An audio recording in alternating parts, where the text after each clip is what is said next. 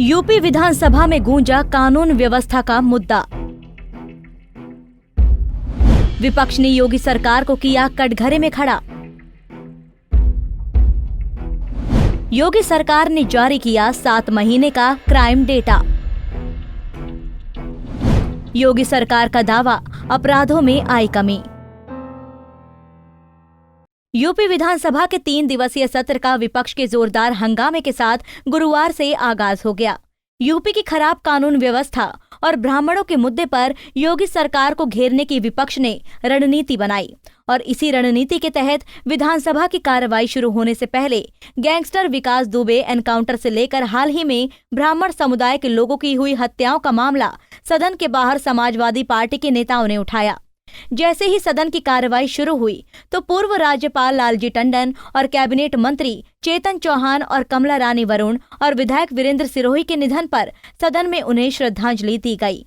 इसके साथ ही सदन में शहीद सैनिकों को भी श्रद्धांजलि देकर नमन किया गया। इस अवसर पर उत्तर प्रदेश सरकार ने बीते 7 महीनों का क्राइम डेटा भी सदन में जारी किया।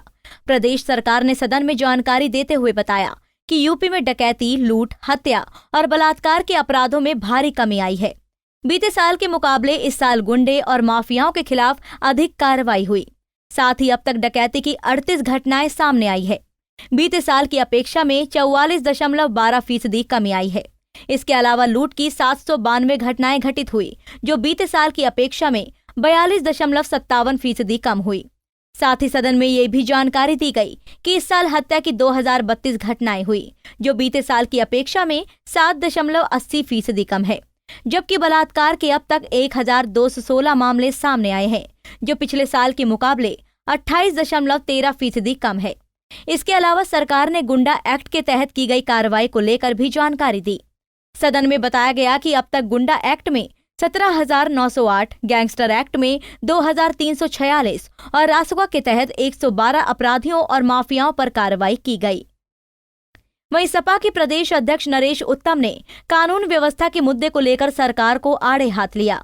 उन्होंने कहा कि योगी जी के राज में कानून व्यवस्था पूरी तरह ध्वस्त हो गई है। हम समाजवादी पार्टी के सारे विधायक आज चौधरी चरण सिंह जी की प्रतिमा के नीचे धरना दे रहे हैं। उत्तर प्रदेश सरकार की ध्वस्त कानून व्यवस्था के खिलाफ। उत्तर प्रदेश में किसी का जीवन सुरक्षित नहीं, चाहे वो हमारे पत्रकार साथी हों, चाहे आम आदमी हो। पूरी तरीके से असुरक्षा की भावना व्याप्त है, लोगों में दहशत व्याप्त है और उत्तर प्रदेश में रोजगार का कोई प्रबंध नहीं हो रहा है। रोजगार को लेकर, जीवन की सुरक्षा को लेकर, किसानों की समस्याओं को लेकर, विद्यार्थियों की समस्याओं को लेकर, आम जनता की समस्याओं को लेकर हम यहाँ पर चौधरी चरण सिंह की प्रतिमा के नीचे धरना दें। आपको बता दें कि सपा, बसपा और कांग्रेस सदन के बाहर प्रदेश की खराब कानून व्यवस्था पर योगी सरकार पर सवाल खड़े करते रहे हैं।